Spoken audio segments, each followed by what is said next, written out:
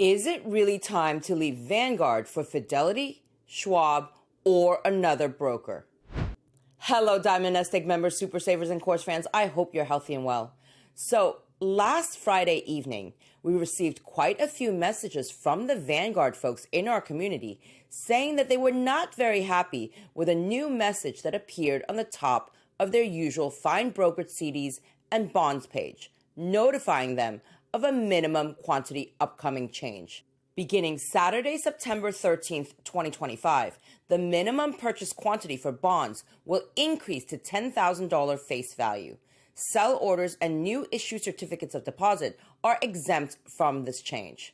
And the displeasure is not surprising given that Vanguard's current minimum purchase quantity for bonds is $1,000 face value.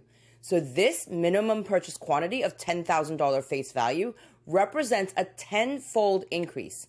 And it was particularly troubling for those of you who are laddering treasuries in increments of less than $10,000 face value. Because based on this notification, in its current form at the time of this taping, it appears that you may no longer be able to do this. So, with that in mind, here are the three topics that we'll be covering in today's video. 1.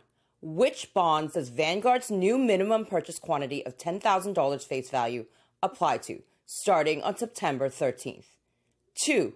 Why is Vanguard doing this? And 3. Who may or may not want to consider leaving Vanguard? And in this section, I'll also be talking briefly about Vanguard's Cash Plus account, as some of our members and course fans have inquired about it recently. As usual, here's our front of video disclaimer. For a detailed disclaimer, please refer to the end of this video. Let's dive in now, folks. Which bonds does Vanguard's new minimum purchase quantity of $10,000 face value apply to, starting on September 13th? As I mentioned earlier, we received most of your messages about Vanguard's minimum purchase increase relatively late on Friday, so we couldn't get any more details beyond what was shown on the website until after the weekend, because Vanguard's client services team is only available Monday through Friday, 8 a.m. to 8 p.m. Eastern Time. On Monday morning, after what felt like a long weekend of waiting, I first tried using their chatbot just to see how smart the chatbot was, and also because I secretly hoped that I wouldn't have to actually pick up the phone. It took me a few attempts to rephrase the question so that the chatbot understood it, as you can see here. The chatbot looped in a representative on the chat, who then sent me to a second representative on the chat, who finally told me that the department that assists with fixed income is not available for chat. Instead, they sent me a link with a phone number that I could call. So much for my secret plan to avoid being kept on hold over the phone. So, my lesson learned from this experience: I won't use Vanguard's chatbot the next time I have a specific fixed income question. I'll just start by calling this client services number during their working hours instead.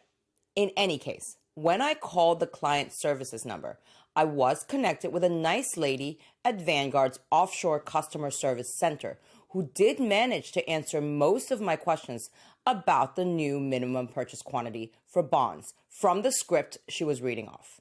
And when my questions delved deeper than what was covered in her script, she transferred me to a more knowledgeable fixed income specialist who appeared to be located stateside and who was able to answer the rest of my questions. The whole process took a bit more than 20 minutes.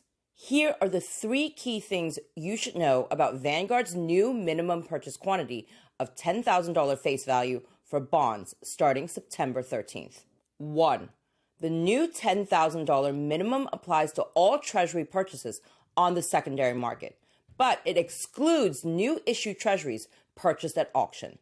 This means that the minimum purchase quantity for new issue treasuries purchased at auction is still going to be $1,000 face value going forward, the same as it is now, which hopefully comes as welcoming news for many of the Vanguard bond aficionados in our community, and may help those of you who mostly buy at auction to sleep better at night.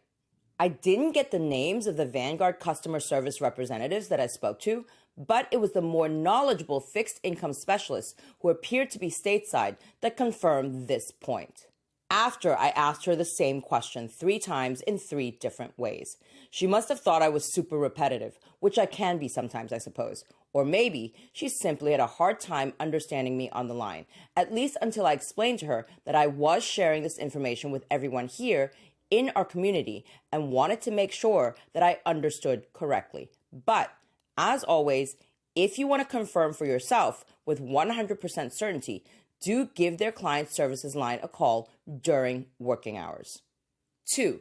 The new minimum purchase quantity of $10,000 face value for bonds also applies to all new issue and secondary market agency bonds, municipal bonds, and corporate bonds, as well as the secondary market CDs. 3. The $10,000 minimum purchase quantity is for purchases only. It does not apply to sell orders. What this means, for example, is that if I buy $1,000 of a new issue T-bill at auction, I can later sell my $1,000 face value T-bill before maturity at the then prevailing market price. And for those of you who want to get up to speed fast on bond investing while bond yields are still at attractive levels, check out our end of summer course sale. Use coupon code BONDS2025 to get an additional 10% off of a popular bond course bundle before midnight Eastern Time on Monday, September 1st. Prices will be going up this fall as we are making some significant course updates at the moment. The 10% coupon code BONDS2025 can also be used to purchase bond beginners or bond masters individually. In any case, now that we have more clarity on Vanguard's upcoming changes to its minimum purchase quantity for most types of bonds, let's move on to the next section of today's video. Why is Vanguard doing this? The nice lady from Vanguard's Offshore Customer Service Center explained from her script why Vanguard is raising the minimum purchase quantity for most bonds to $10,000 face value, and surprisingly, without me even having to ask. Here are the 3 main reasons. 1. Larger purchase quantities help lower the cost of investment for Vanguard clients because the higher the quantity, the smaller the price spreads, especially for corporate and municipal bonds, meaning investors get a better price. Now, this mechanism that she described is mostly true for the majority of bonds that are traded over the counter, or OTC, as we explain in our bond courses. Traders in the OTC market will usually give a volume discount if you place a larger order, just like your supermarket generally gives you a better price per unit if you take the large box of cereal versus the smaller one. That said, it's not instinctively clear to me why Vanguard wouldn't let me, as the investor, decide for myself whether I'd be willing to pay a slightly higher price if I only want to buy a small quantity. After all, my supermarket is still happy to sell me a small box of cereal and gets a better price per unit from me in return. But from what I understood over the phone, Vanguard has decided that it just won't trade for me in small amounts at all, even if I was willing to pay a bit more per trade. It seems that at Vanguard, it's either a full-size cereal pack for the family or no cereal at all, so to speak. 2. Vanguard has more negotiating power with broker-dealers when the purchase quantities are larger. Again, the argument is not wrong. Volume can mean power and money in the bond market. However, if you have enough small orders, that should also bring them some volume, one would suspect. To stay with our cereal example, my supermarket may be able to get a better price from the manufacturer of the cereals when they buy a whole truckload with both small and large boxes than if their order shrinks to just half a truck or less of large boxes only. 3. Small size orders are expensive for Vanguard to process, execute, and manage. This rings like the true motivation for the new $10,000 minimum to me. It's undoubtedly true that Vanguard has some cost per order, at least on a calculatory basis. That said, if we assume that Vanguard's back office is fully automated, the marginal cost, the additional cost for every additional trade that they push through, should actually be close to zero. So you could also take the opposite view and say that literally every dollar from a small trade helps. But who knows, right? Vanguard may just not be as fully automated as we assume. And if they have to touch every trade manually, that could be prohibitively expensive indeed. Now, be that as it may, my conclusion is that Vanguard clearly has made up their minds and that their ultimate goals are not only to get a better price for Vanguard's investors, but also to lower the cost of execution and custody for Vanguard.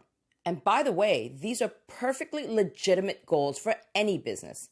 And in that sense, it appears to be Vanguard's belief that increasing the minimum purchase quantities is required in order to remain a low-cost provider, at least from what we could gather from the offshore customer service rep we spoke to. But where does this leave our Vanguard bond investors, right? Who may or may not want to consider leaving Vanguard.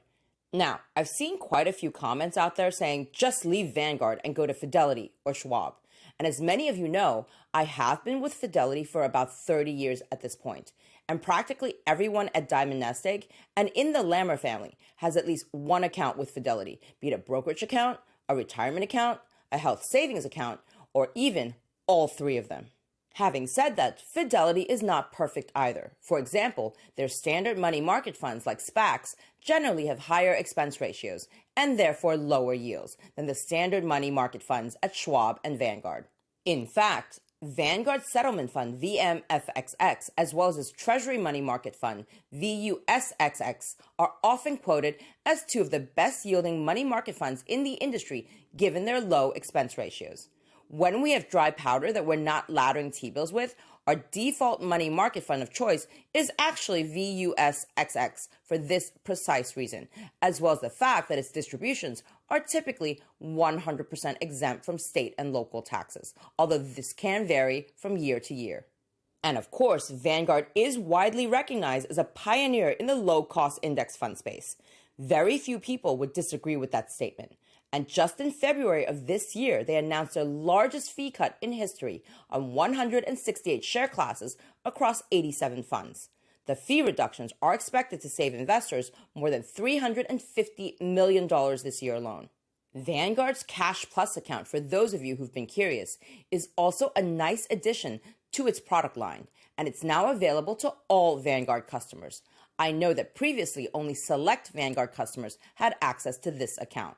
While Vanguard is not a bank, the Vanguard Cash Plus account does function more or less like a savings account with routing and account numbers. Capabilities of Vanguard's Cash Plus account include next-day bank transfers, direct deposit, paying bills, mobile check deposit, unlimited transactions, and compatibility with apps like PayPal and Venmo. And you can park the cash that's sitting in your Vanguard Cash Plus account into one of these 5 money market funds here. Do note, though, there is a $3,000 minimum investment for each money market fund if you go down this route, but the amounts are SIPC insured up to $500,000. If you choose the bank sweep program instead for your Vanguard Cash Plus account, which works via program banks, there is a $0 minimum investment, and the amounts are FDIC insured up to $1.25 million for individual accounts and $2.5 million for joint accounts, subject to applicable limits. But the APY is lower at 3.65% at the time of this taping. Do note as well that Vanguard's Cash Plus account does not include an ATM or debit card feature, which means that Vanguard's Cash Plus account cannot be used as a source to withdraw cash directly and without transaction fees. Now, we have a similar cash management account at Fidelity, and we really like ours, so we haven't tested this new product from Vanguard yet for ourselves. But please drop a comment below if you'd like a deeper dive into Vanguard's Cash Plus account. For today's video, my point is this. If you're an existing Vanguard customer, or perhaps even a prospective Vanguard customer, ask yourself, what do you want from your broker, and how do you do business with them? Do you want an established firm that has some of the best and lowest cost index funds, ETFs, and money market funds in the industry? Do you just primarily buy new issue treasuries at auction anyway? And are you okay with Vanguard's lower touch customer service during working hours only, as well as a more basic technology and user interface? If your answer to all 3 of these questions is yes, then nothing has changed. This minimum purchase quantity increase for bonds to $10,000 face value in mid-September, it shouldn't impact you at all, at least as far as we know, based on our conversation earlier this week with Vanguard. Because as I stated earlier, their customer service rep told us that purchases of new issue treasuries at auction are exempt from this change. Now, if you're making frequent purchases of secondary market treasuries, secondary market CDs, or any type of agency, municipal, and or corporate bonds in lots under $10,000 face value. Then there may be a case for switching brokers. But even if this is you, you don't have to move everything. I mean, there is a case to be made for having everything under one roof, so to speak, to keep your finances simple. However, I know that personally, if I were a lifelong Vanguard customer and I was already set up with Vanguard in their low-cost ETFs and happy with them, I'm not sure that I would just pick up everything and go. So if this is you and you still like Vanguard for everything else except this change here, you could move just your fixed income portfolio over to Fidelity, Schwab, or another leading broker. And in this case, I would say that Fidelity may be a better choice if you like the ability to auto-roll your T-bills and or if you want a straightforward way to buy new issue agency bonds and corporate bonds. If the 1 week delay in auto-rolling your T-bills doesn't bother you, and or if you have a specific interest in corporate bonds and municipal bonds, the better option may be Schwab. Both Fidelity and Schwab tend to rank higher on the customer service front as well, in case that matters for you. But as I always say, everyone's financial journey is different. If you are seriously considering a switch to either Fidelity or Schwab from Vanguard though, my general recommendation would be to start with a small amount.